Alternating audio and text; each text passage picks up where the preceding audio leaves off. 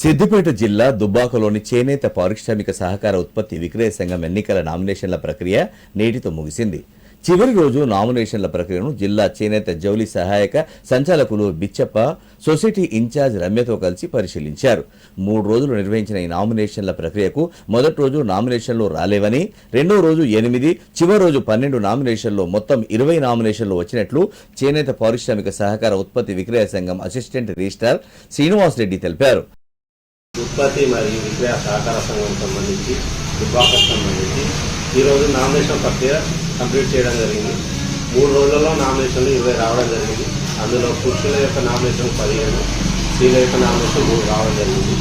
మొత్తం 9 డైరెక్టర్ పోస్టులకు గాను 20 నామినేషన్ రావడం జరిగింది. రేపు అనగా 5th రోజు స్క్రూటినీ చేయడం జరుగుతుంది. 6th రోజు మండే రోజు మన విత్డ్రాలు ఉంటాయి. ఆ రోజు తర్వాత వాళ్ళకి సింబల్స్ కేటాయించి ఎన్నికల ప్రక్రియను చేస్తాం. 10వ తారీఖు నాడు మనకు మార్నింగ్ 7 గంటల నుండి మధ్యాహ్నం 1 గంటల వరకు ఎలక్షన్ ఉంటుంది. దాని అనంతరం ఫలితాలు ప్రకటించడం జరుగుతుంది. మళ్ళీ తెల్లారి 3 రోజులలో ఆఫీస్ బేర్లలో ఎన్నిక జరుగుతుంది. దీంతో ఎన్నికల ప్రక్రియ పూర్తి చేయడం జరుగుతుంది.